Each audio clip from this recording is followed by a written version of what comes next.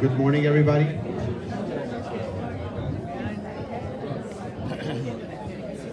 Good morning. If everyone could please find your seats. There are some seats here right in the front. Bobby, right here for you. Hey, good to see you.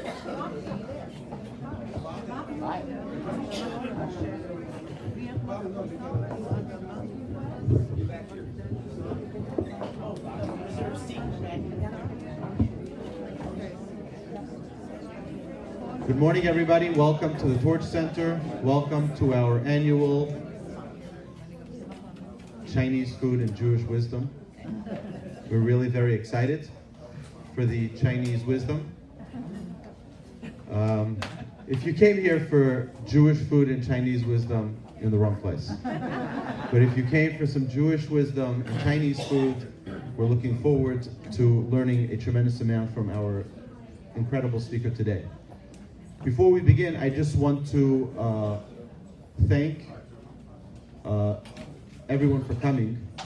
I want to thank Rabbi Mizrahi and wish him our deepest condolences to him and his family on the passing of his father. And maybe later we'll be able to do a joint call together and we can all wish him a hamakom yinachem etchem. We can comfort him among the mourners of Zion and Jerusalem. Amen. And we'll see if we can get him on maybe by the lunch break when we have a few minutes. Now, it's very rare that you can find such a high-profile speaker on such a short notice. And it is really a tremendous privilege and an honor to have Rabbi Milstein with us from New York. Today, Rabbi Milstein is not only an exciting and an accomplished speaker, has been speaking for over 30 years and spoken on almost all the continents, and is really a magnificent a treat for us to have him here today with us.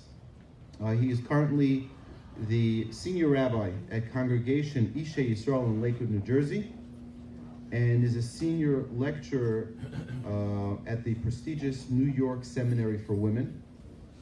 And we're very, very excited that he's here with us. And without any further ado, Rabbi Milstein.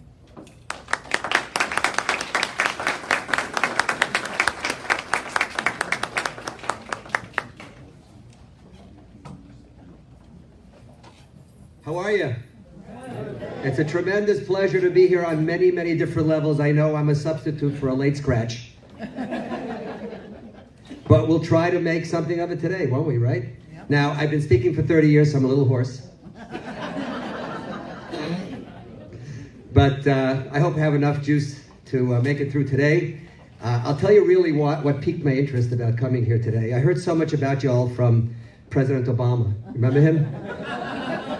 He said you all were gun-toting and bobble-hugging. Yeah, is that right? Yeah. So we came for the bobble-hugging part. Okay. I have been privileged to be part of the Torah Discovery Seminar now for 30 years. And I did pretty much travel the world on the Discovery Seminar. The Discovery Seminar is a seminar that basically deals with one question. And the question is, there is an ancient document that exists among the Jewish people. We call it the Torah. Christians call it the Old Testament. The question is, the book purports to have divine authorship, that God wrote the book. But there are many people who think that that's not the case. So the book is ancient, it's at least 2,000 years old, historically, meaning we have extant copies of the Torah, something called the Leningrad Codex, which is close to 2,000 years old, and it reads identically to the book that you can find in your local synagogue. So we know the book is an ancient book. We claim it has 3,300 years behind it and has divine authorship. Is that true or not? And that's what we're here to answer. Is there any evidence that's available that we could somehow apply to the question of who wrote the book that would give us convincing, logical, reasonable, nothing crazy, nothing way out there, information that would help us answer that question? So there are a number of differences between Christianity and Judaism basically in all other religions, which was the title of the talk that Rabbi Mizrahi was going to give. May Hashem comfort him. So can somebody help me with just giving me the distinction, the difference between faith and knowledge? Anyone want to try to weigh in on that? What's the difference between faith and knowledge? Let's start with faith. Does anyone have an idea? Can give us a definition of faith? Anybody? Yes, ma'am. Faith is believing in something that may be there or not may be there. You're just putting out all your stuff, all your what you believe in. It's your faith, right? Trust.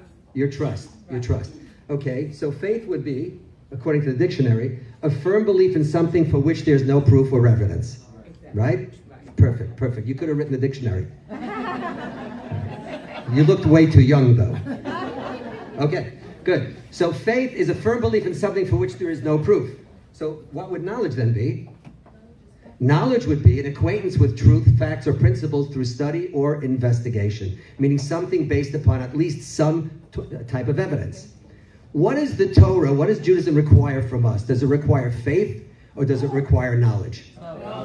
Both. Wow, you guys are good. You guys are really, really good. You didn't warn me about this, Rabbi. Okay. All right, if I get tired, one of you can come up and take over. Okay, so actually, the Torah doesn't talk much about faith. The way we understand our religion is the obligation of the Jew is, you ready? Some of you who pray on a regular basis, you do the Olenu prayer, V'yadata hayom v'shivasa el babecha, in English, V'yadata hayom, you shall know this day and return it to your heart. I just want you to know that we borrowed this slide from an Excedrin commercial or something like that. I don't know, right?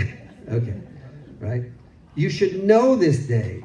The Torah requires a commitment to Judaism based upon knowledge and not just faith. Of course, once you have faith, know this day, then return it to your heart, then have faith in it.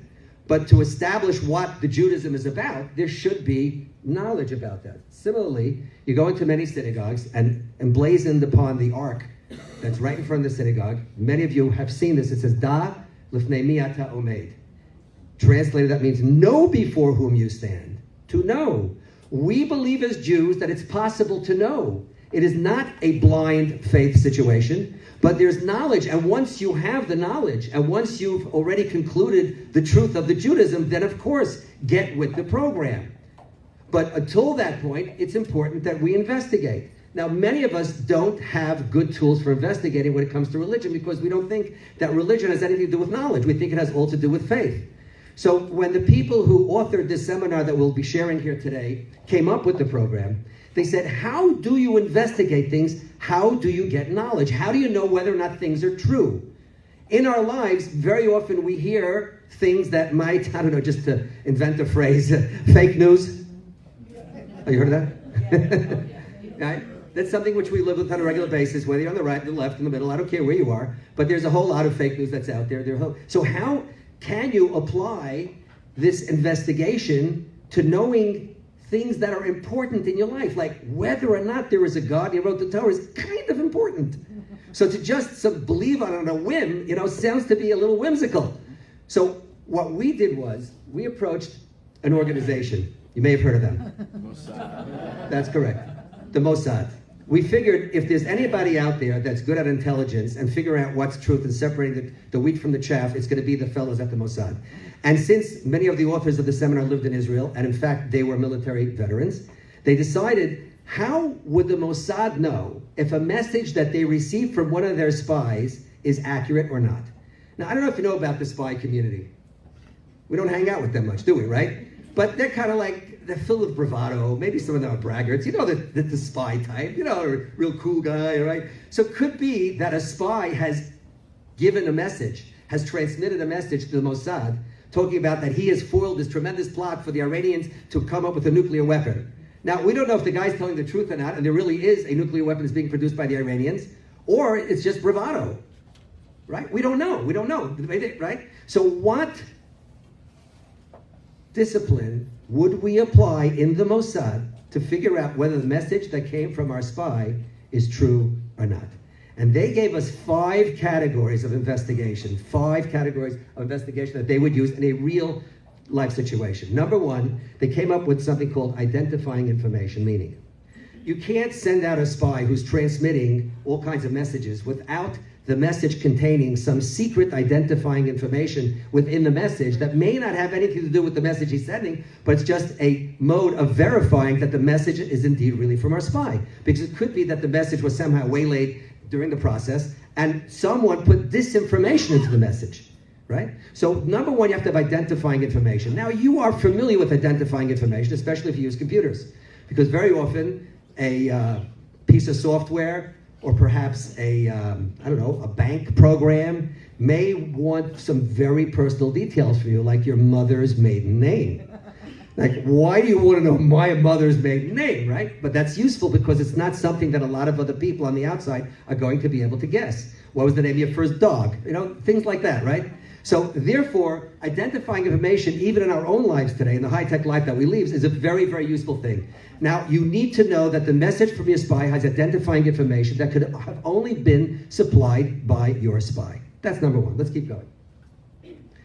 Outside verification. It's nice to hear that the spy is giving you some really top secret information that's very, very useful that the Israelis can act on. It's really, really good. But you want to make sure that the guy's not delusional today, that he didn't forget his pills this morning or something like that, right? You want to make sure that the fella, right, is really telling us the truth. And it's nice if you can get an outside verification. Maybe a spy satellite that Israel launched a couple of months ago suddenly zeroed in on this installation that looks to be a zoo, and it's got a radioactive signature like you've never seen in your life. Maybe that's where they're building the bomb, okay? So therefore, you want some outside verification, information that is independent, source-wise, from where you're getting your message.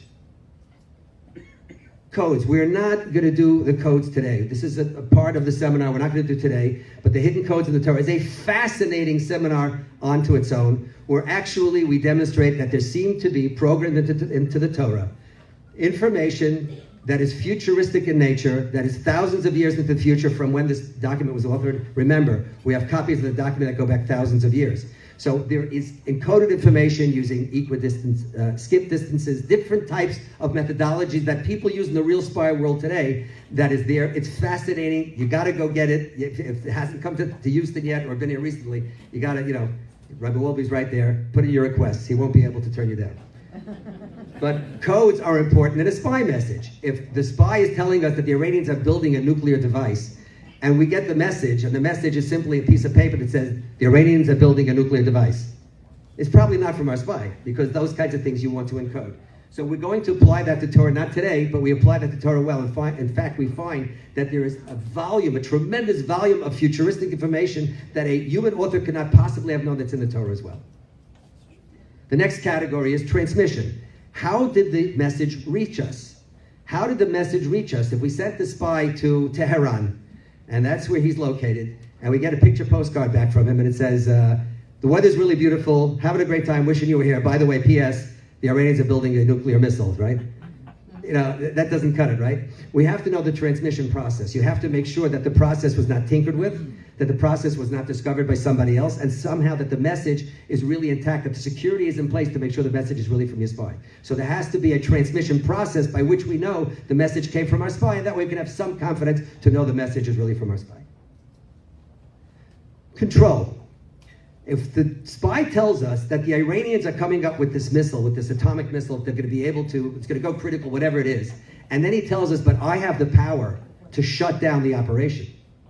We have to make sure that he really does have the ability to shut it down, that he's in control of the situation, that he can do what he claims he's going to do. So too in the Torah, if there are predictions in the Torah, if God says there are things he's going to do, we have to make sure that God has the ability to do it. So we can look back on history and see certain predictions in Torah, and we can see whether or not history panned out in the way the Torah predicted that it would pan out.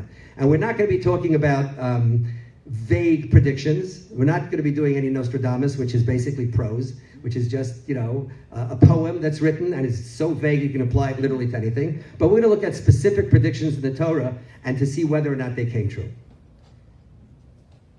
So having these 5 levels gives us confidence that the message is really from our spy. So we ask the people of the Mossad, when you have 5 categories of investigation that you apply, and they all come up okay, how much information do you have? How reliable is it that it's really from your spy? So they told us the following. In the real world, you'd never get 5 levels of investigation. You don't get that. If you get 2.5, you believe the message. So we said, what if we found in the Torah all 5? What does that mean?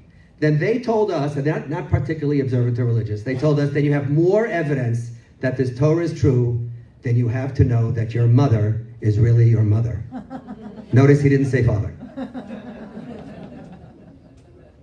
Okay, and with that, we are going to begin the Aish Torah Discovery Seminar. We're going to start with identifying information that's in the Torah that only the author could have known, that a human being during that point could not have known. So in order to get into the mood of what we're going to be doing here, I need to play devil's advocate with you. So there are 2 possibilities how the Torah came about. Either it's the Word of God, or a group of people got together and they made the Torah, which that latter view is the one that many people who are even Jewish, but who may not be observant or really don't want to have a close connection, purport.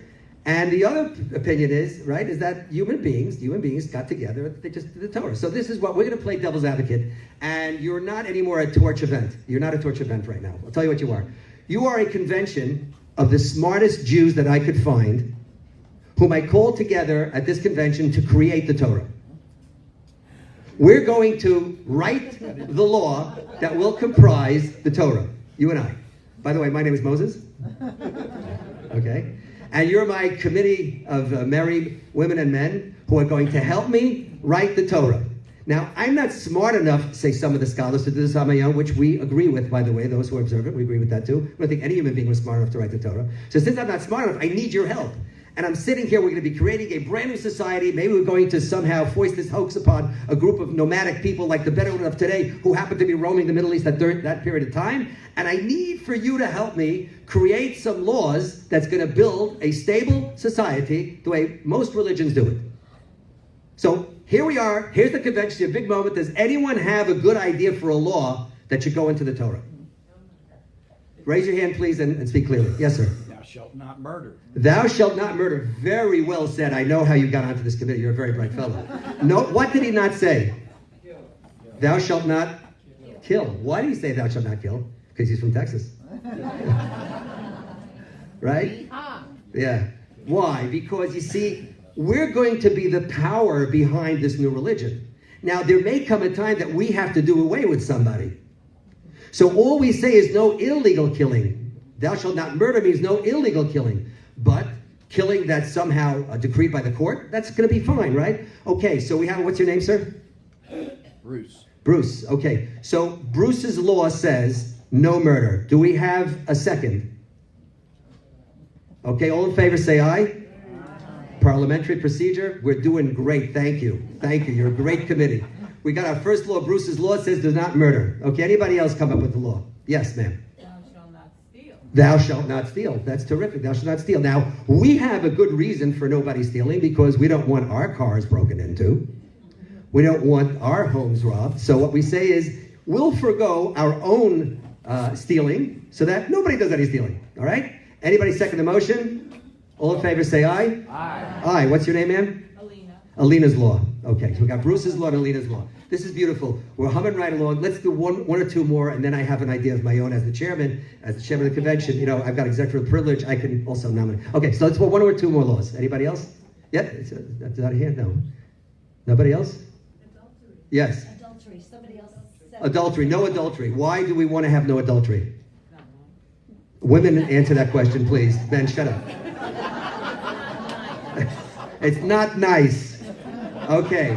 Well, actually, no adultery is one of the underpinnings of a civilized society because we believe as Jews, and historically this has been correct, in a strong family unit. And in communities today, in the wealthiest countries in the world, where there's a strong family unit, there is success, there is financial independence, and there's progress. And where there's not, there's not.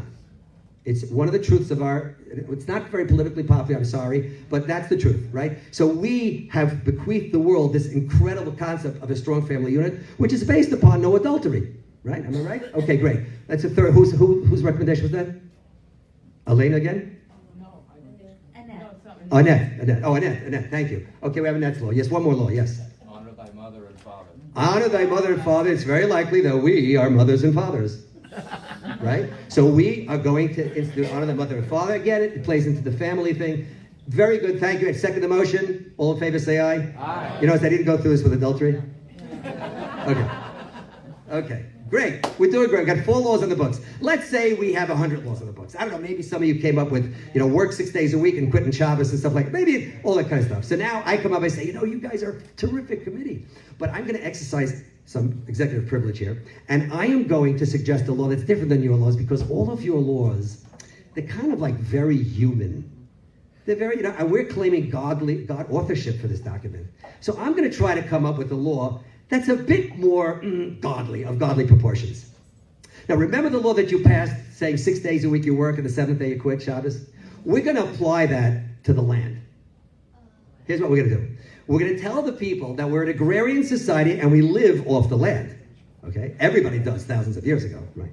We're going to tell the people it's okay to work the land for 6 years, any way you want. We're pretty capitalist about this. Any way you want. It might be a little bit of tax, but no big deal, right? We talk about the tithes and all of that. You know what that comes out to compared to the taxes you pay today? Nothing. Nothing, right? 35, 40%, 50% with local taxes, right? Right? Oh, you Texans, you pay less local tax. Right, there you go. That's right.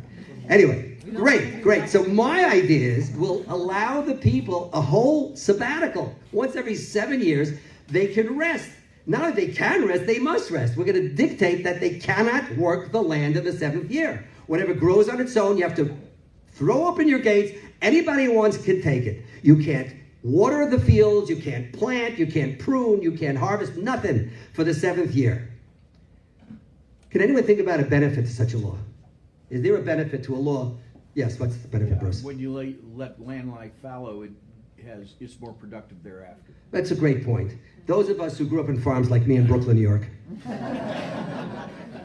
we know that you cannot overtax the land. I mean, what happens is if you keep using it and planting certainly the same crops over and over again, it depletes it of its minerals, and then the land does not produce a very good crop. So Bruce says it has an advantage, and the advantage is that it'll produce better crops. Okay, very good. Is there any other advantage we can think of that giving the people off on the 7th year, giving them a sabbatical? Yes, ma'am. Yeah, it allows them to do something else, to think about their lives, to attempt to do something else, to, not just to be stuck in their everyday. What's your name, ma'am? Orit. So Orit says it broadens their horizons, Yep. right? Broaden their horizons. There's more to life than, a sixth and a hammer, right? It's more to life than that, right? Absolutely beautiful. Okay, so it has an advantage. It's going to enrich the people culturally in some way. It's going to enrich them. Any other advantage you can think of? I have one. How about we have a whole year to brainwash them that our religion is true?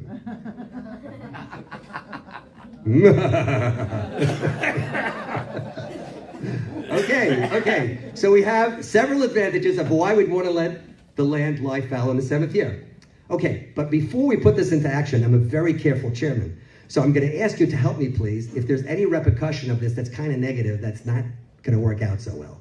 So please try to troubleshoot with me. If we enact this law, what could possibly go wrong? Anybody? Starvation. Yes, sir. Typically how parents, when they have children, they tend to be rebellious.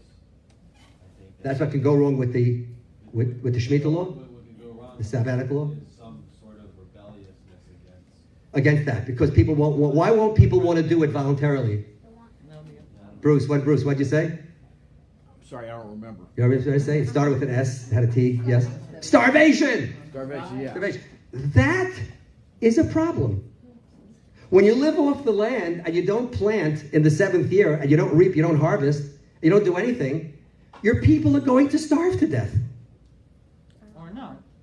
Or not. Not or not, because there was no refrigeration in those days. There was no, right? What did you do in those days? What were you going to do? What were you canned in those days? It's like 2,000 years ago. So the people who don't, if you don't prepare on the eve of Sabbath, you don't have what to eat on the Sabbath, right? So what is going to happen to the people? Someone is going to excavate this amazing archaeological site 1,000 years after this religion is there, and they're going to say, wow, we found this ancient religion, too bad they all died. It doesn't work. Yes, what do you want to say? But Yosef made, when he Very good. What's your name? Akiva what? Oh, no wonder. Gotta watch out for the rabbi's kids. Very good, very good. So here's my segue. Thank you, Akiva, for giving me my segue. So the question is, what can we do? He doesn't know what a segue is. It's not one of the things that you write. You have a segue. I knew he was going to say that. They don't know what a segue is, but you and I do. I fell off one once, that's all I know. If you want to try that thing out at my age, you got to get one of those balloon clown suits. Yeah. Anyway, so here's the segue. Here's my segue. And it goes like this. Is there any way for us to retain the law, because it's got this godly proportion to it, like don't work the land, and suffer none of the detriments? Is there anything that we could do to put a patch on the law to make sure that it's going to work? And Akiva said, absolutely. There was a fellow whose name was Joseph, and he was the viceroy of Egypt, and there was 7 years of starvation. And what happened was, there was 7 years of plenty that preceded the starvation. So during the 7 years of plenty, he taxed, let's say, 1/7 of the grain. If you tax that every year, every period, what are you going to have? You're going to have a full year's worth of grain stored up before the people go hungry. And you'll open it up and feed the people. He says, yes. And Joseph saves the world. He saves the world because Egypt was the breadbasket of the world at that point in time, according to the Bible. And he saves the world with this fantastic idea. So you know what? Let's keep the law and just say we'll tax the grain. Now, it doesn't work with fresh garden vegetables. They're going to rot. But the people won't starve to death. There'll be grain to eat, right? Let them eat cake, right? So right? So the people won't starve. So that's one idea. Anybody else have another idea what we can do? Yes? Well, the law needs to say that you leave 1/7 of your plot barren so that you're rotating the land. So I don't know. Fantastic. How about, let's put into the modern context. What's your name, ma'am? Marion has a fantastic idea. Do you mind if I modify it just a little bit? Sure. Okay, how about we divide the land into 7 zip codes or zones? And every year another zone rests. Cumulatively, the land will have rested once in 7 years. Excellent idea. So we have a law, we have solutions, we have the problem, we have the solutions, and we really could make this law a law, except that I'm listening to your solution, I say, you know what? I don't like your solutions. You know why? They lack a certain, godly proportion, perspective. That's what human beings would do. If God's doing it, he should do something fancier than that. So let's look at what we've just spoken about. We have a problem that land, if you keep planting it over and over again, it's going to deplete its merit. So we say we're going to have the Shemitah law, this law of a Sabbath for the land, and that means that once every 7 years it rests in order to replenish the soil. So we're going to have a problem. What are we going to do when the food runs out? No problem. We'll store the food for 7 years. We'll tax part of the food for 7 years and store it, and then the people will live, right? Well, we have another solution. We can rotate the crops as farmers do today, or rotate the land, right, as we spoke about. All these things absolutely work. Doesn't work, as we said before, for fresh garden vegetables, right? So, but we have a problem, and the people are going to starve to death, right? And I didn't like your solutions. So here's my solution. My solution is, we're going to promise, after all, writing in the name of God, we're making this up as we go along, but we're writing in the name of God, we're going to promise that God will create a miracle every 6th year of the cycle, and the land will produce enough crops for 3 years. So there'll be enough to eat in the 6th year, the 7th year, and the 8th year. Hallelujah. What happened? What's wrong with that? Why aren't you as enthused as I am? Good with me. It's good with you. It's good with you. Now, do we control God? No, we have No, we're just making this stuff up as we go along, right? So my question is, which human being in his right mind would come up with a solution like this? No, you have to have your head examined. This is insanity. Insanity. What happens if you create a society which has such a law? And then the 6th year comes around, and again, since we can't control the miracle, there's not going to be a miracle. Will the people continue to keep the law? No. Not only that, how long will this religion last? 6 years. About 6 years. Okay, and yet, let's see what you guys wrote. According to those, right, devil's advocate, according to those who say human beings authored the Bible, you guys, or people like you, wrote the following. For 6 years you may plant your fields, prune your vineyards, and harvest your crops. But the 7th year is a Sabbath of Sabbaths for the land. It is God's Sabbath, during which you may not plant your fields, nor prune your vineyards. And if you ask, what will we eat in the 7th year? We have not planted crops, nor have we harvested crops. Here's the big answer. Drum roll, please. I will direct my blessing to you in the 6th year, and the land will produce enough crops for 3 years. This is in the Torah. This is in this document that's 2,000 years old. Now, if you're a human being, you want to create law, there's a lot of room for you to be creative. You don't have to predict a law that's predicated upon a miracle that's supposed to roll along every 6 years. Now, I was born in Brooklyn, so I know 1 or 2 things about being street smart. I could have done this a little differently and made it work. You ready? This is what I would have done. This is what I would have done. We create the law, and we tell the people not to plant the whole thing, just the way we read it now. But instead of promising a triple blessing in the 6th year, let's not be cheap. We'll promise a quintuple blessing in the 8th year. Too late. 5 times as much in the 8th year. Wait. If you go through the hardship and you do what you need to do, then God will reward you with plenty in the 8th year, and life's going to be great, and you'll have many children, and life will be perfect. You'll have a new car every year. We'll promise that whatever you want the 8th year. Then, when the 8th year rolls around and nothing happens, we'll say, you know why nothing happened? Because people cheated in the 7th year, and we have communal responsibility. I'm so sorry. Better luck next time. Am I right? So the question is, the psychology is not only identifying information that you have something that a human being could not have put into a document, but it's the approach and the psychology of it. What religion has the confidence to put this on their books where they know full well that they're not in control? What group of people would have done this which will just shoot them in the foot every 6th year when the miracle does not roll around? And maybe they get lucky once and there's some extra crop. So let's forget for a moment that the miracle happened for thousands of years. Josephus was a Jewish general captured by the Romans who proceeds to write a history of the Jewish people in Greek. It's been in Gentile hands for thousands of years. He writes about the Shemitah. He writes about the blessing, and it happened. And these Romans, they were real law and order types. And if you wrote something in the book nice about the Jews whom they didn't like, that wasn't true. They'd chop your arms off.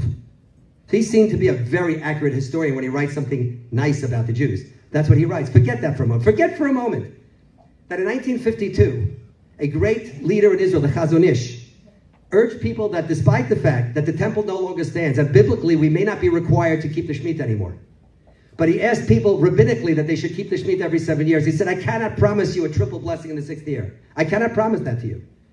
But I give you my own blessing that it should work out well. And there are thousands of farmers, some of them not observant by the way, who feel very proud to be Jewish and who take up the gauntlet. And to this day, in fact last year was a Shemitah year, to this day they keep the Shemitah laws. And forget for a moment, there are amazing stories coming out of Israel about people who made this sacrifice. Not only did they not lose out, but they gained tremendously. The very first Shemitah, there were only very few kibbutzim, very few farms that kept the law. And very first year, it was in 1950, the very first year that they did it, is a famous story of a tremendous pestilence that, the pestilence that was, what were the grasshoppers come? What do they call that? Locust. Pestilence. Comes, visits the land of Israel, and the only farms that were spared were the ones that kept Shemitah. Forget that for a moment. Forget for a moment something I heard. I was briefed on by one of the officers in the IDF. You all know about those tunnels that they're digging from Gaza? Yeah. So the people in Gaza have this great idea. They're going to dig a tunnel from Gaza into southern Israel, and its opening is going to be in a wheat field. So they have beautiful camouflage when they come out. This is an absolutely true story. This just happened a few years ago. So they dig this tunnel, and they come out in a wheat field, and nobody saw anything. The cameras aren't picking up because everything's camouflaged by the standing wheat. And they got it all planned out perfectly. The only thing they didn't account for was the fact that the Shemitah was rolling around, and therefore you harvest your wheat early before the Shemitah year begins. So when they actually staged the attack, and you can watch this, by the way, it's on the internet, you can see these Palestinians tunneling. They come up, and there's nothing there, and they're picked off by the drones. You can see it with your own eyes. Forget that for a moment. It's the psychology or the approach of this. Which human being would do this?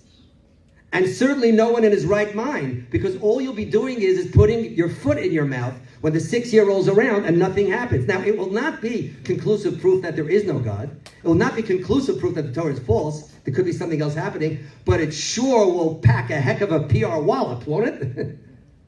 And therefore, no human being in his right mind would do this. Again, there's plenty of creativity out there. Make all kinds of laws.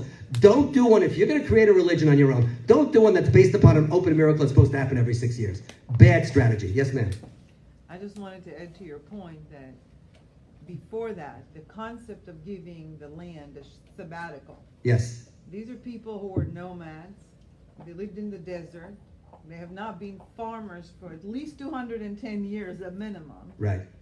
They couldn't have possibly known that if you let the land rest every 7th year, it will replenish the land so you always have something. That's Very good point. I never thought of that. It's a very, very good point. The only thing on the other side is they did come out of Egypt, which was a very big farming country. But So still- maybe, I don't know, but it's a good point. I never thought of that. In Egypt, they didn't do that.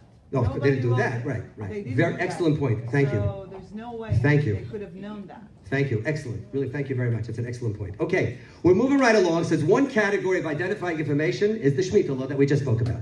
So now we're going to move right along to another law. How many of you know anything about the kosher food business?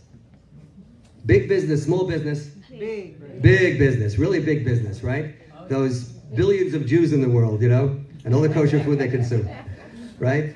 Anyway, big business. It's a big business. Yeah, it's certainly a multi-billion-dollar business, there's no question. And it's predicated upon some very basic laws. And one of them, when it certainly comes to meat, there are certain animals that are deemed kosher and certain that are not deemed kosher. And in fact, the Torah gives us the signs of a kosher animal. Signs that are very simple to understand. Anybody who has a rudimentary working knowledge of working with animals will be able to understand what those signs are and apply them to Elsie the cow that's in his barnyard. You ready?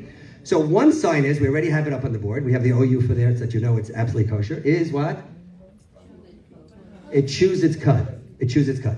So one sign is that the only animals that are kosher, right, of the domesticated animals, are the ones that are ruminants or chew their cud. So that's one sign. And the other sign is? Cloven hoof.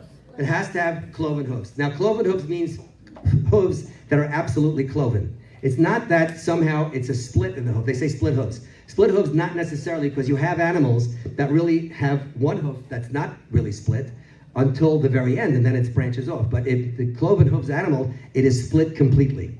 It is completely split. And if you have these two elements, then your animal is going to be kosher.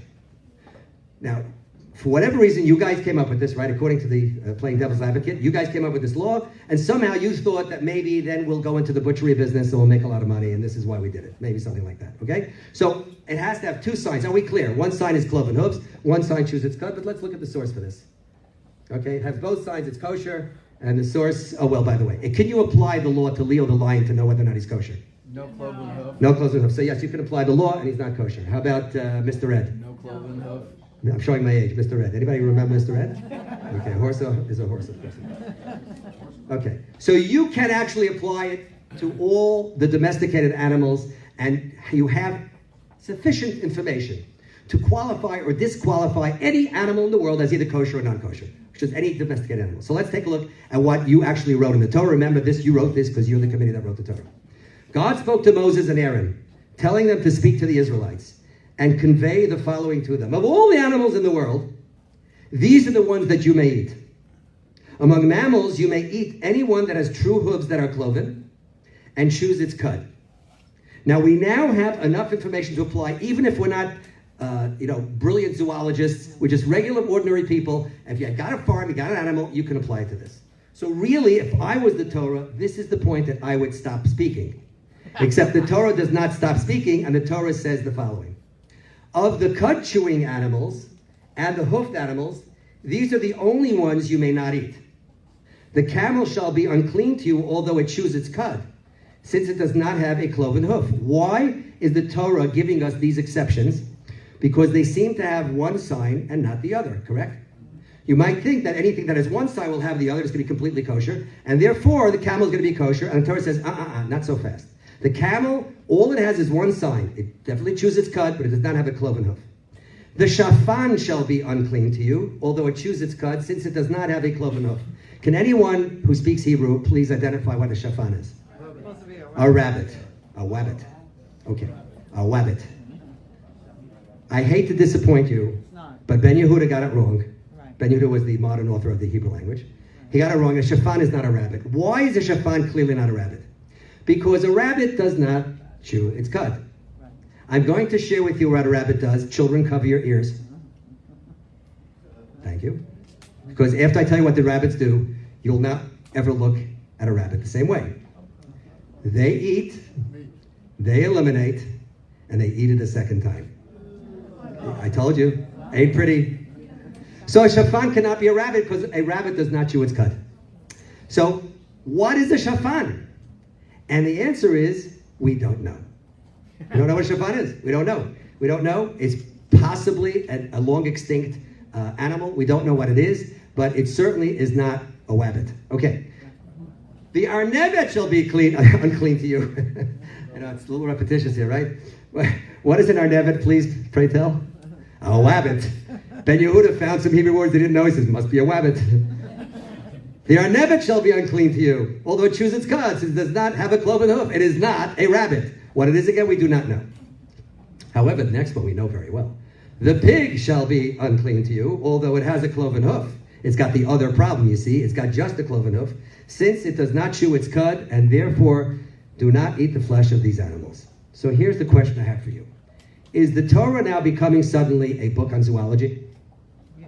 Why is the Torah giving us this information? So it's clear why. We can understand that the Torah is warning us against these animals that have one sign and not the other, lest we be confused by them. So the Torah is enumerating the animals that have one sign and not the other. And the question I have for you is, going back thousands of years ago, you're authoring the Torah, the one thing you know for sure is that new animals are coming up all the time. We have discovered hundreds of animals since this point. How many, in fact, were we likely to discover that are exceptions to this rule other than the two that we know of here? The camel and the pig. Very likely many. And yet, in the year 2018, there are none. Where did the Torah get this knowledge from? Who wrote this thing? And even if you thought you knew, you'd be very silly to put it down in the book because you're likely to be proven wrong at some point. And not only that, what was your reason for doing it? You gained nothing, and you have so much to lose. Once the people start encountering facts that are the Torah, so-called facts that are not true, you take the document and you dump it. So who is doing this, and why? Okay, you want to establish a kosher meat business because we're going to go into it? That's fine. But don't go telling me things that are likely to be proven wrong just around the corner. The one thing you know for sure is that every day there was discovering species of animals. So why would you do this? If not that God is saying there's information here that no human being can know. And the year 2018, it's going to bear fruit. And you're going to see there's no exception to this pig out there that has cloven hooves but does not chew its cud. So it's again the psychology of the Torah, the psychology of the authors of the Torah, that they're not hesitant to put information down that can easily be proven wrong, and it's supposed to hold true for all time, and in fact it does. Okay, so we know now. We'll go through this quickly.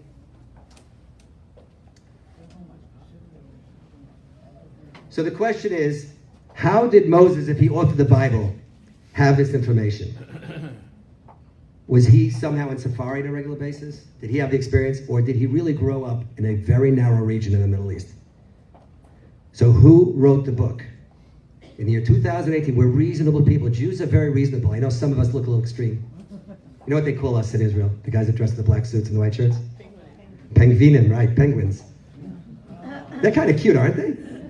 I like that. They used to call us other names that were worse. Anyway. Penguinen, right? Even a new species of pig that was found. And the New York Times publishes, and guess what? It's got one sign and not the other. Okay. So here we go. Let's move on to another category of kosher. Now, I know a lot of people are somewhat confused when it comes to kosher fish. But let's remember, this is in the Torah, so it means that you guys wrote this. And the Torah is telling us the signs of a kosher fish. Among that which is in the water, you may eat anything that has fins and scales. But those which have no fins and scales, you may not eat, since they are unclean to you. Is there enough information for us here so that we can apply it to the fish of the sea? Yeah. Now, by the way, I want to talk about scales, because the Hebrew word for scales is kas keset. Whenever you have repeating letters in a word, it means a repetitious branding of sorts. So scales means true scales, meaning that one overlaps the other. And the way the Talmud talks about it, it's like the scales on the uniform, not the uniform, what is it called? The armor of a warrior. We have those scales overlapping. So each one is, if you lift up one that's underneath all the rest, if you lift up one, all the others will peel off with it. Okay? But they're not connected in any other way. So true scales, that's why some fish, they look like they have scales, but they're really not kosher because they're not true scales. Okay. So just for the benefit of those who've never seen one, this is a fish. Okay. All right. Okay. So you see the scales, you see the fins, okay? We got that right. So now, the Torah is telling us that it has to have two sides in order to be kosher. It has to have fins and scales. So, what happens if it has fins and scales according to the chart? Kosher. It's kosher. Is that, there you go. Bingo. Okay. Let's see the next one. What happens if it has neither, no fins nor scales? It's not kosher. What happens if it has no scales, but it does have fins? Is it kosher? Yes. No. No fins. What did it say? No scales. Very good. He's sharp. Kiva, you're all right on the ball. Okay, what if it has no scales, but it does have fins? It's not kosher. But what if it has scales, but no fins? So Akiva here says it's kosher. So you say, the rabbi's son, how could he not know something so obvious? In fact, he knows something very not obvious, which is very important. Listen to this. This is the Mishnah.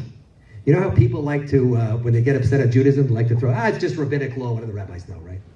So this is from rabbinic law. This comes from the Mishnah. This is composed by the rabbis. This is the codification of the oral traditions that we have from Sinai. After all, there are a lot of mitzvot, a lot of commandments that are missing information in the Torah that the rabbis fill us in on. For example, does anyone know what the Torah writes about tefillin? Where does the Torah describe tefillin? Nothing. Where does the word tefillin appear in the Torah? It does not. And Rashi struggles with the source of that word, the etymology, and Rashi says, tat fas, 2 words in 2 foreign languages, which means pairs of boxes. So all that means is you can go to, I don't know, Walmart, just around the corner over here, get a couple of small boxes, put them on your head, and you're ready to go, right?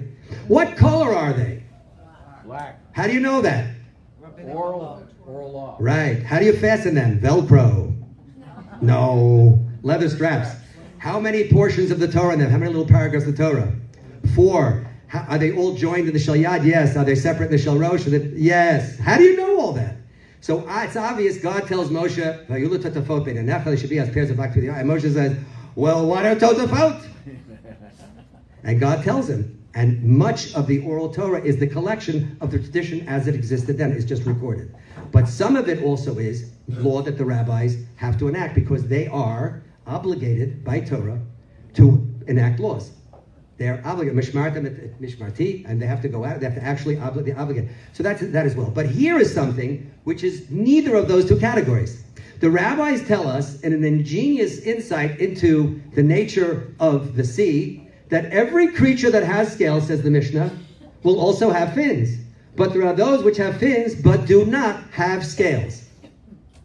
Now, we talked about how many different species of animals or mammals were discovered since they wrote the Torah. Even though this is a bit late, it's only 1,600 years old, or 1,800 years old, right? Nonetheless, how would these rabbis know something like this? Forget about if they were right. But how would they know? Why would you purport to put this information into your oral Torah? Why would you write this for the masses? We have discovered hundreds of thousands of different species of fish at that point. The guy Branson, who goes down on his little submarine, he just discovered new species a couple of months ago. The deeper you go, the more you discover. And how many of the fish in the sea violate this dictum of the rabbis? And the answer is, in 2018, none. Who are these guys? And how could they possibly know this? And knowing that they didn't know it, where did they get the confidence from to record it this way? This is already the oral Torah. This is the rabbis.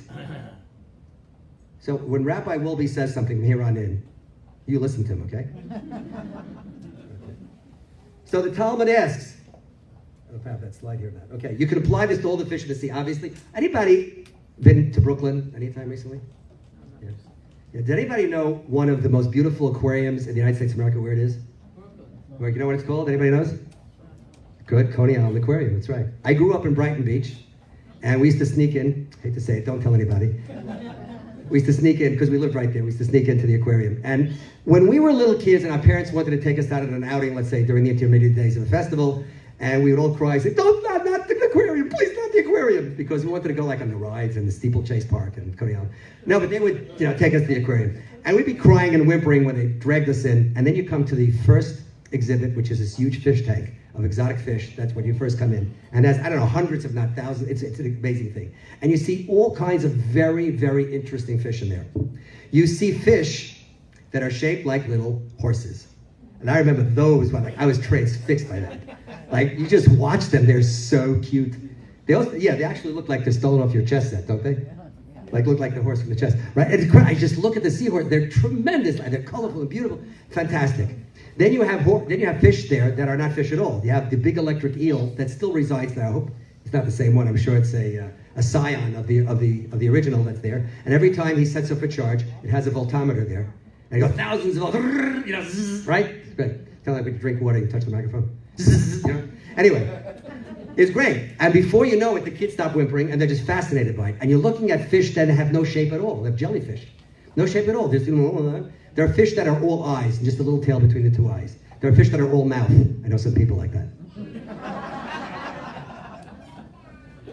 But how many of the many thousands of species of fish violate the dictum of the rabbis? And the answer is 0, which means when my mother, may she rest in peace, we grew up in Brighton Beach, as I said. We did not have a kosher fish shop like some people have in different places today. We had an Italian fellow who was a fishmongerer.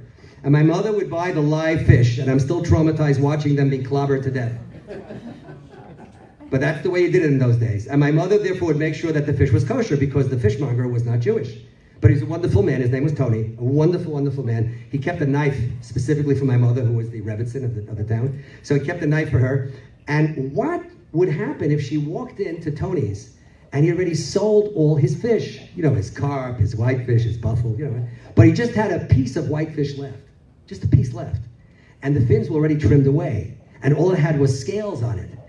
Was my mother, who was a very kosher person, permitted to buy it and use it or not? And the answer is absolutely 100% glad kosher. And that comes from the dictum of the rabbis. So the Talmud asks, how did Moses know about the signs of the kosher animal? How do the rabbis know about the 2 signs of the kosher fish, and to know that the rule of nature would be whichever has scales will also have fins, but not the opposite? How would they know that? So listen to what the rabbis say in the Talmud. Lahagdil Torah uladira. To make Torah great and glorious. The Torah every once in a while needs to show off because there are people who doubt her. So the Torah gives us information that was not humanly possible to know in the period.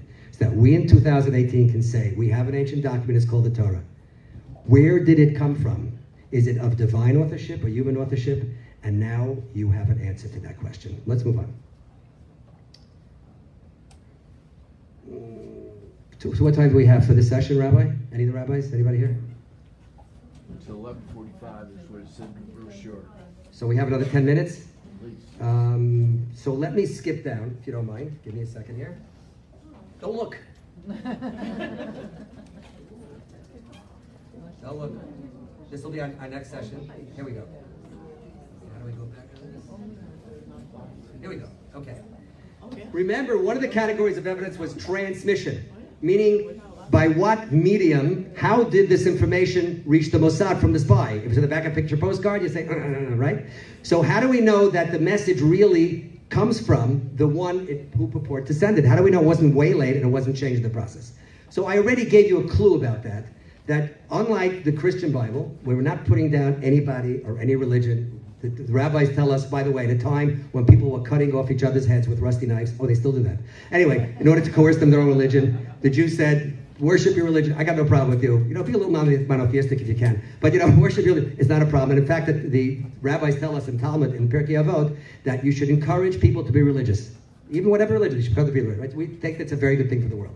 But nonetheless, the Bible, the Torah, what they call the Old Testament, has been around for a long time. And there are people who claim different authors for different parts of it because it seems to have different names for God in different places, which never was a problem for us because it depends on the passage. If the passage speaks of the merciful attribute of God, that it uses a certain name. If it's the judgmental one, it uses a certain name. It all works for us. But they say, no, this shows it has different authors because, after all, the New Testament is different versions of the story by different authors that were compiled and canonized, that put together. Say, well, the Torah is the same thing.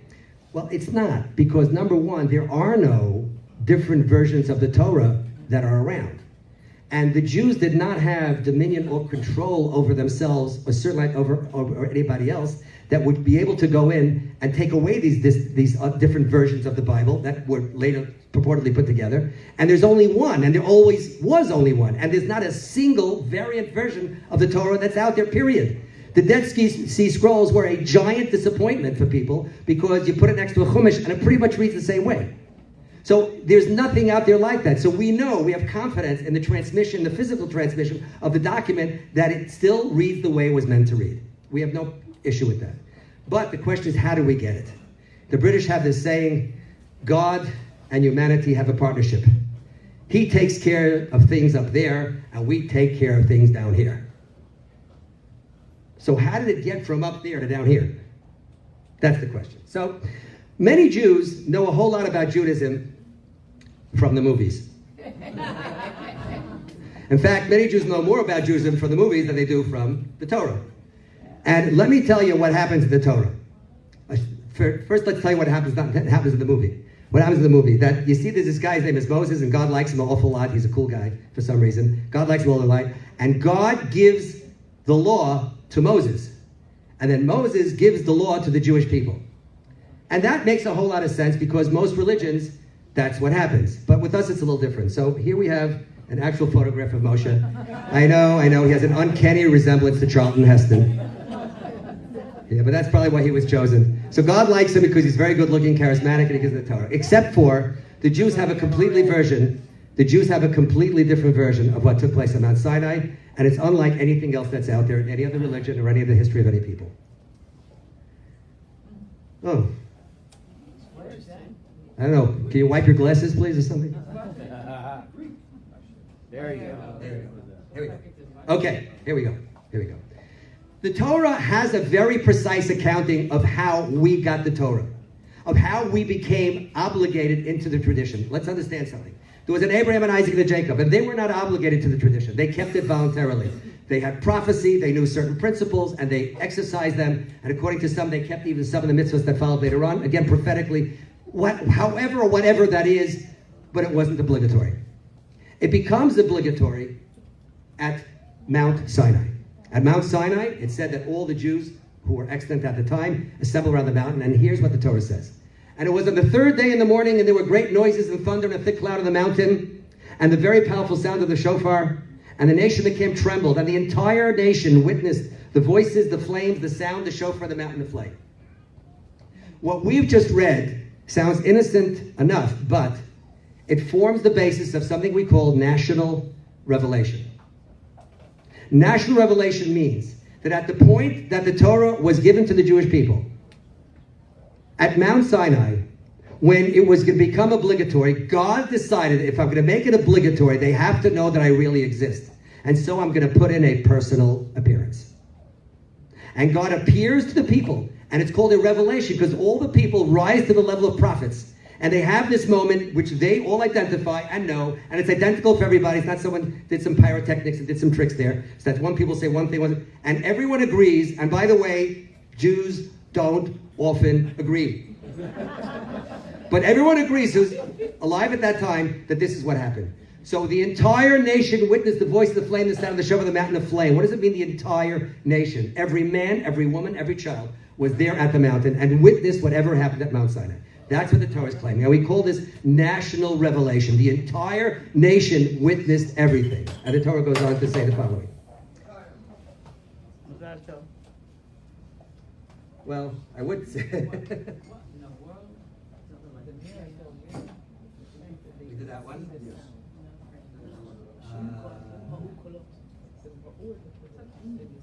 Rabbi? Is that Rabbi here? He gave me the Discovery book. Can someone get the Discovery book? There's a problem with the slide. It's in the office. Okay. Anyone have just a Chumash? Is there a Chumash like around? Yes. Why don't we go back to the original?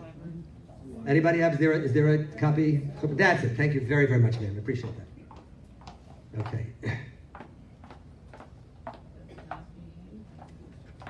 Okay.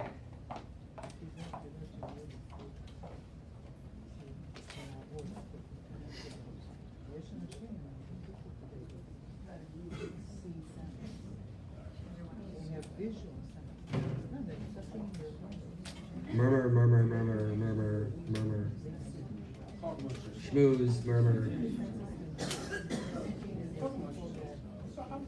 There you go. Okay.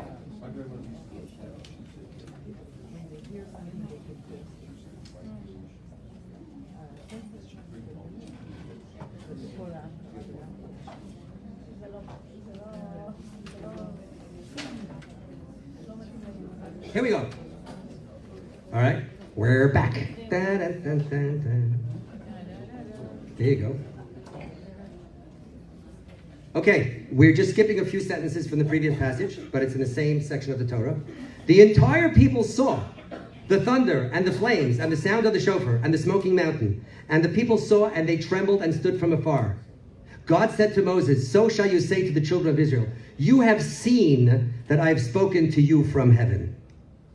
The Torah is being very precise, and even in some of the passages that we've not recited here, in the interest of time, the Torah says over and over again, it's the entire people. The Torah is making a point. The Torah is very seldom repetitious, but the Torah repeats itself over and over again. Whatever took place round the mountain was in fact a national revelation witnessed by every single man, woman, and child who lived at that point in time. And to cap it all off, Moses commanded after the event to come to the Jewish people and say, in the name of God, you have seen that from the cloud I have spoken to you. So this is a claim that we call a claim of national revelation. Did God give it to one person, a super salesman, and expect him to successfully sell the message to all the Jews? Or did God bypass the middleman and give it to everybody? And if you were God, which would you do? Everybody. So here's a little parable. There was once an Indian chief, a Native American hero. I don't have to be politically correct anymore. I like Indians. I don't know about you. Okay? So there's once an Indian chief who was a medicine man and very revered by his people, who took back some of the land that the white man had taken from his people. He was really, really revered as a hero. But he wasn't immune to the ravages of time. And eventually he took old. And he became ill. And he died. And he left 3 sons without telling anybody which one of the 3 should be the new Indian chief. And as would be expected, the 3 sons fought like crazy as to who should be the new chief. And every day one son would come before the other 2 with some cockamamie excuse why really dad preferred him. And they did dismiss him. And over a period of 10 years, things got rather out of hand. And they really hated each other. And the war was, it was terrible. Until after 10 years, one son came before the other 2 and he said, my friends, my brothers, I have proof that you cannot refute that dad wanted me to be the new chief. I said, really? What proof do you have? He said, well, it's simple. Dad appeared in a dream to me last night. He told me I'm the new chief. How could you argue in that? What should the response of the brothers be, if not to say the following? Our dear brother, if dad had the ability to know what's going on down here, and he wanted to intervene, he'd be smart enough to know that it would be useless to appear in your dream because we'd never believe you. What you should have said was, God appeared in the dream of all 3 of us. And if that did happen, and we were honest, guess what? You'd be the new chief. But to say he came to you alone is nonsense. Right?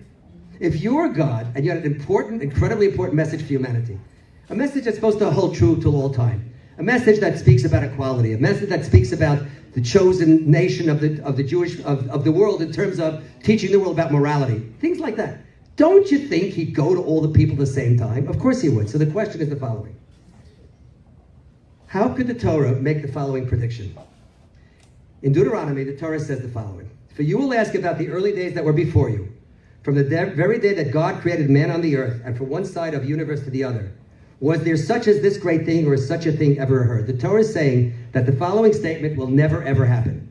Not at any point in the universe, and not at any point in time. About the early days, late, it doesn't make a difference. Of all time, and in all places, the following will never be said.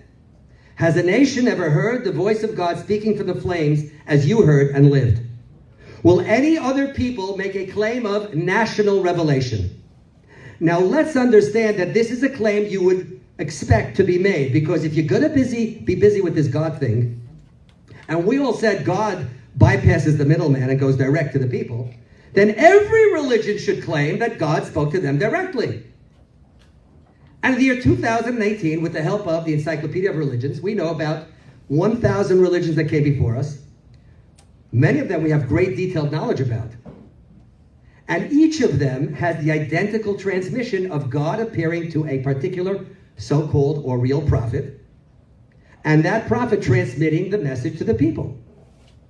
Why don't they all make the claim of national revelation? After all, if you're going to be busy with this religion God thing, you might as well do it right.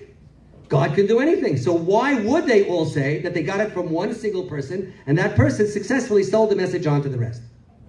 We can't prove it. And the answer is, not only can't you prove it, the one claim that you can hope to make and get away with if it's an obvious lie is a claim of national revelation. Allow me to explain. So far you're with me, right? Everybody's with me? We didn't say anything like crazy. This won't be crazy either. Sounds like I'm about to get crazy, right? I'm not getting crazy. Okay. Here we go. I can lie to you about many things and get away with it completely, provided I'm lying to you on the basis of my own personal experience. But the moment I try to lie to you about something that happened to you, you know that I am a big liar. Am I right? Yeah. For example, I had breakfast with Mayor Mike Bloomberg of New York about 10 years ago. True or false? Don't know. Could be true. Could be false. Right? You really can't know. In fact, I did. There were 450 other people in the room having breakfast with us. It was a breakfast reception for Mac Bloomberg, and it was a political thing, and one of my friends just told me I had to come, and I came. Right? But what if I change the story a little bit? You ready? Do you remember a month ago when we were all here in the room together, and Michael Bloomberg came and said hi? And at that time I said, I'll give you $50 if you remember today. Can't get you to remember. Because the moment I try to lie to you on the basis of your personal experience, you know that I'm a liar. Let's flesh out the story of what happened at Sinai. Again, playing devil's advocate, okay? There's this guy, he's tall, he's good looking, he looks a lot like Charlton Heston, his name is Moses. And he is going to contrive this whole Judaism thing. Maybe he's a man of letters, and he's going to write maybe a Sefer Torah, he'll write a Torah scroll because other people don't know, and he knows how to write. Whatever it is, here he comes, and one day he appears among the people, and again, play devil's advocate, this thing never happened, Moses made it up. And he's carrying a Torah scroll. I say, hey, Moshe, what you got there? And he says, what do you mean? It's a Torah. He says, where'd you get it from? He opens it up. You ever go to a synagogue where they open up the Torah like for everybody? He opens up like that, very dramatically. And you look and it says, 40 days and 40 nights ago, God ripped the top off the heavens, shook up the mountain, there was thunder and lightning, and you all were there and you heard him speak. Say, Moshe, got a small problem with this. What is it? If we say this is true, what are we committed to do? Well, 1,001 things you can't do at Shabbos. Okay. What else? Well, there are times you have to give up your life for the religion, the life of your wife and your children, the religion. I think I'll pass. Now, don't get me wrong. We don't mind you. You're a good guy. I mean, you're tall, you're charismatic. We like you a lot. But ask us to obligate ourselves to the death on something which is an obvious lie, you got to be kidding. It's not the way it works in life. So, Moshe, here's my advice. Go back to the mountain for another 40 days and 40 nights. This time, lay off the alcohol and the weed. And tell us that God appeared to you and told you to tell us about this Torah thing. And that's something that if we want to stretch it a bit, we can accept that and live that life. But don't go asking us to obligate ourselves to something, to commit our lives to something which is an obvious lie. Because you can't lie to the people on the basis of their personal experience and get away with it. This is impossible. So wait a second, this is blowaway, right? So how could there be any people still in the world who think this didn't happen? And I'm going to give you a little bit of rope. You ready? Those who do not believe the Torah is true. In fact, don't believe that there was an Abraham, Isaac, and Jacob. They don't believe the Jewish people went into Egypt or came out of Egypt. They say it could not have been a Moses who did this, because nobody's that bright. And therefore they say, listen to this, that a later prophet makes up the Torah. So now when he lies to the people about what happened at Mount Sinai, or anything else for that matter, he's not lying to them on the basis of their personal experience. He's lying about something that happened a long time ago. You got it? Yeah. So, the good candidate for this is a fellow named Ezra. Ezra, what's his surname? The scribes. Ezra the scribe. Ezra HaSofer the scribe. People are largely illiterate in the world until the Jews come along. We pretty much have 100% literacy since our founding. So there's a guy, his name is Ezra the scribe. Now, according to the Torah, Ezra the scribe really leads a relatively small group of people back from Babylonia into Israel. And this provides an excellent opportunity for someone to come up with a new religion, claim it's an ancient religion, claim it's from God, but write a Torah about a history, about a people that never ever happened. Okay? So they say there's this guy, his name is Ezra. And Ezra one day appears before the Jewish people, and he's got a scroll. Afterwards, Ezra the scribe, he knows how to write. So he writes the scroll. And the people say, hey, Ezra, what do you got there? He says, what do you got? It's the foundation of our religion. I say, really? Wow. Where'd you get it from?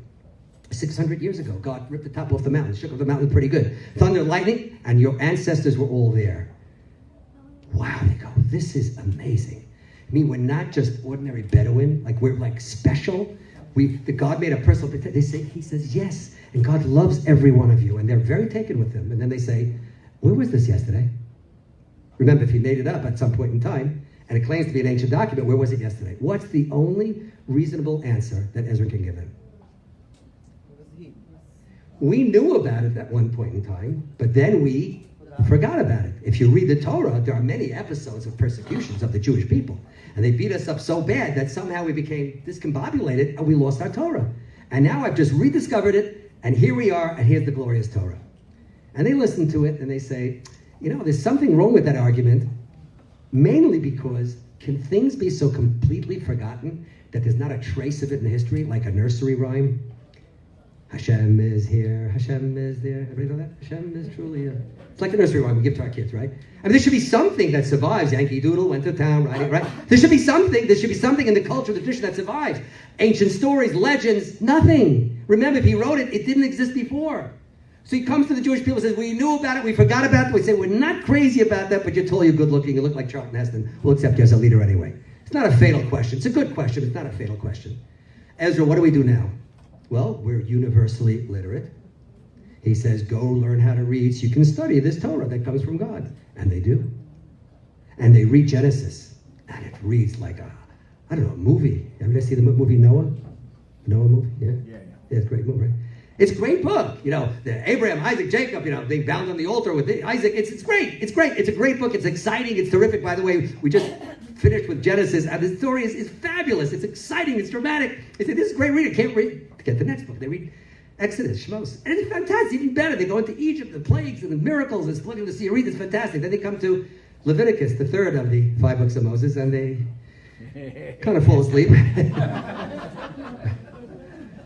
But they stick with it because Ezra said to do it. And they go into Numbers and Bamidbar. And Bamidbar story picks up again. And Korah is swallowed up alive in the earth. And there's the spies. And it's a fantastic story. And Deuteronomy is great too. Until they come to the next sentence, which is in Parshas Vayelach in Deuteronomy. The Torah speaks about a bad news time. There are a lot of bad news times in the Old Testament, the Torah. Sometimes you hear people say, do you have the good news? Do you have the good news? A lot of bad news, Torah's warning us. Torah's warning us in different places, right? So Torah says there'll come a time that the Jews are in a whole lot of trouble. They stop listening to God. They stop doing the commandments. They're thrown off their land. It's pretty bad out there. It's pretty rough. And the Torah says, despite that, the following will happen.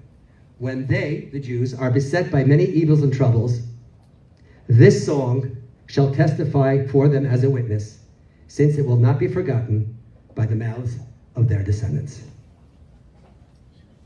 The Torah will not be forgotten. They make a beeline for Ezra's tent when they get to this verse. Say, yo, Ezra, we got a little bone to pick with you. He says, what is it? He says, where'd you get it from? Got it from Mount Sinai. How come we don't know about it? You knew about it and then you forgot about it. And your own Torah says it will not be forgotten. You got this, ladies and gentlemen? Amen. A little time bomb planted in the Torah at the very end. Lest anyone come up and say, because there are two possibilities when this hoax, if it was a hoax of the Torah, could have been created. Either by Moses, he could not have successfully done this because he'd be lying to the people on the basis of their own personal experience. They know he's a liar. So it has to be someone who comes thereafter. And when he comes thereafter, the only thing you say is, we knew about it, but then we forgot about it. And the Torah says will not be forgotten. Anybody like Jackie Mason? Oh, you like Jackie Mason? Oh, yeah. Yeah. Okay, this is Jackie Mason's take on this. You ready? Buckle your seatbelts. So they come to Ezra and they say, yo, Ezra, He said, what is it? I said, what do you got there? He said, it's a Torah. I said, what's a Torah? The Torah was given to us by God at Sinai. Where did you get it from? We got it from Sinai. How come I don't know about it? You knew about it, you forgot about it. What does it say? No, never forget about it. Hello? Hello? Right? Okay. So I've given you, I've shared with you just a little bit of the background of the evidence that we have for the veracity of Torah. We're going to take a break now, and you'll be able to load up on Jewish, well, we did the Jewish wisdom now on the Chinese food, on Chinese food. Be kind to yourself. Don't overeat, please. We want you alive for the next session. Have a very, very good one.